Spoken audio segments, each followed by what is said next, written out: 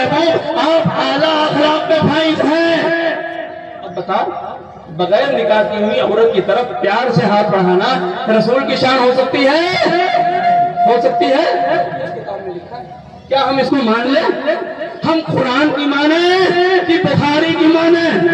बुखारी तो आंखों पर है, लेकिन कौन रिवायत है जो कुरान के मुवाफिक हो। इसलिए जो खुद रसूलुल्लाह ने फरमाया है, इदा रुविया लकुम अन्नी हदीस, जब तुम्हारे सामने मेरी कोई रिवायत बयान की जाए फआरिदूहु अलल कुरान, तो उसे कुरान पे रख के पेश करो। अगर कुरान मजीद उसकी तारीफ करता है तो उसे कबूल करो, और अगर कुरान उसकी तकलीफ करता है, कुरान उसे रद्द करता है, उसे दीवार पे मार दो। तो ये रिवायतें पढ़ने नहीं, दीवार में मारने के काबिल है। अब बताइए आगे के अल्फाज क्या है? ईगो बिल्कुल कम करो, बिल्कुल ईगो खत्म कीजिए ताकि बात लोगों को समझ में आए। ये सही बुखारी जिल्द सोम सफहा नंबर 127, बल्कि सफहा मत लीजिए, सफहा एडिशन से बदल जाते हैं, हम हदीस नंबर बता देते हैं। इतना आसान, गूगल पे लिखो सही बुखारी और हदीस नंबर डाल दो, रिवायत आपके सामने आ जाएगी जो इंटरनेशनल नंबर होगा।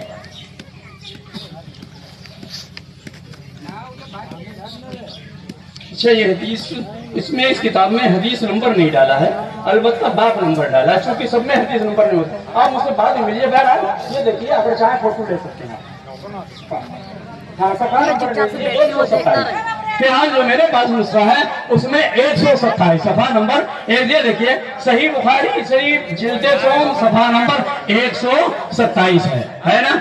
अब उसमें क्या है कि उस कमबख्त के ज़बान से क्या निकाला, क्या बादशाह दादियां भी अपनी जान बाजारियों यानी रैयत को बख्शा करती हैं।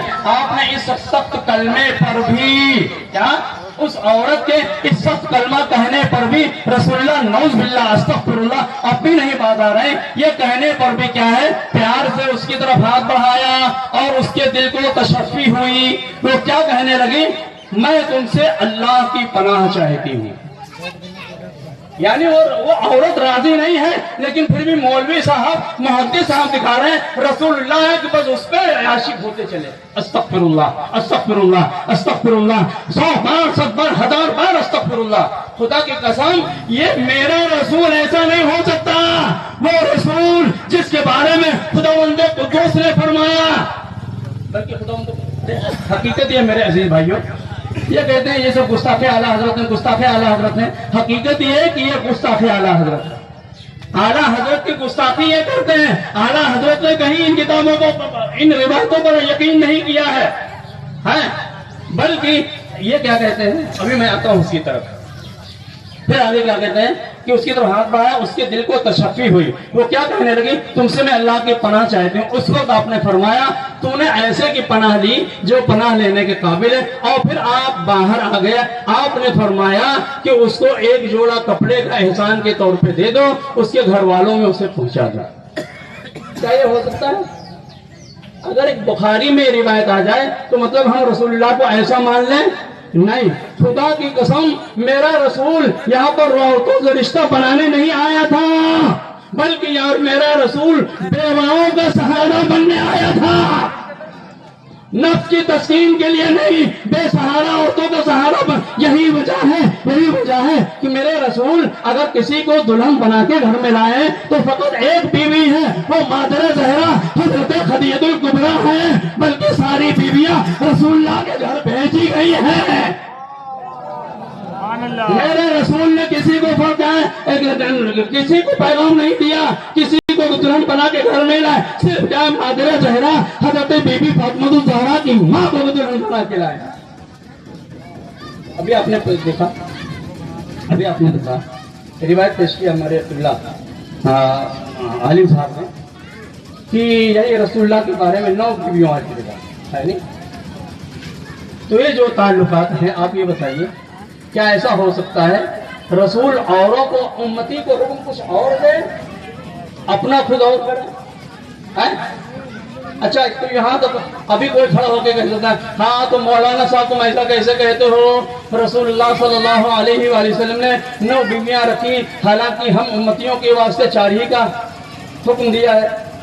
تو بھی میں نے عرض کیا رسول اللہ نے کسی کو پیغام نہیں دیا.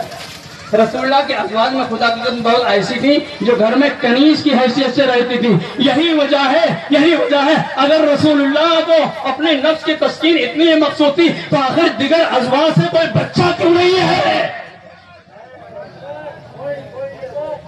اگر رسول اللہ اپنے نفس کی تسکین کے لیے بیویوں کو لا رہے تھے گھر میں تو اور دیگر بیویوں سے رسول اللہ کی کوئی اولاد کیوں نہیں ہے؟ اس کا مطلب یہ ہے بہت سی خاتون تھی جو رسول اللہ کے گھر سے رشتہ قائم کرنا چاہتی تھی تو بس کیا رشتہ قائم کرنے کے لیے گھر میں رکھ لیا کنیز کی حیثیت سے. گھر میں لگو ہم سے خرچہ لو, تمہارا کوئی سہارا نہیں ہے, تمہارے واسطے ہم سہارا بننے کو آمادہ ہیں, نفس کی تسکین کے لیے نہیں. سمجھے؟ اس بات کو سمجھنے کی کوشش کیجیے میرے عزیز بھائیوں. تو یہ کہنا کہ 9 بیویوں کے ساتھ خود رسول اللہ اپنے امتی کو حکم دیتے ہیں. ایک بیوی, کسی کی چند بیویاں ہیں, 2 ہیں 3 ہیں, اب کیا ہے ایک بیوی کے پاس جا کر کے دوسرے کے پاس جانا چاہتا ہے تو حکم کیا ہے کہ پہلے وہ غسل کرے, پاک ہو. اچھا اور کیا فرمایا کہ جا کر کے کیا حیوانوں کی طرح, دیکھیے کیا بتائیں, خدا کی قسم زبان پر یہ کلمات لاتے ہوئے زبان جل رہی ہے. میرے آقا کی یہ شان نہیں, لیکن کیا کیا میرے عزیز بھائیوں, جب اب سلسلہ شروع کیا گیا ہے تو مجبوراً یہ کلمات لانے پڑتے ہیں. آقا علیہ السلام کی تعلیمات سے کیا ہے ہمارا کہ تم بھی اپنے جو آپ کے جو پارٹنر ہے خاتون ہیں ان کی خواہشات کا خیال رکھو. یعنی جا کر کے حیوانوں کی طرح ایسا ہی نہ پھوٹ پڑو, بلکہ ان کی خواہشات کا بھی خیال رکھو. اور یہ یعنی دوسرے الفاظوں میں انہیں پہلے آمادہ کر لو, پھر ان سے تعلقات قائم کرو. اب یہ بتائیے اس کے لیے کچھ وقت چاہیے کہ نہیں چاہیے؟ جی اب یہ سب چیزوں کو رکھو تو ایک بیوی سے دوسری بیوی کے پاس جانے کے لیے کم سے کم 1 گھنٹہ وقت چاہیے. 1 گھنٹے کا وقت, یعنی جانا ہے, ان کے خواہشات کا احترام کر کے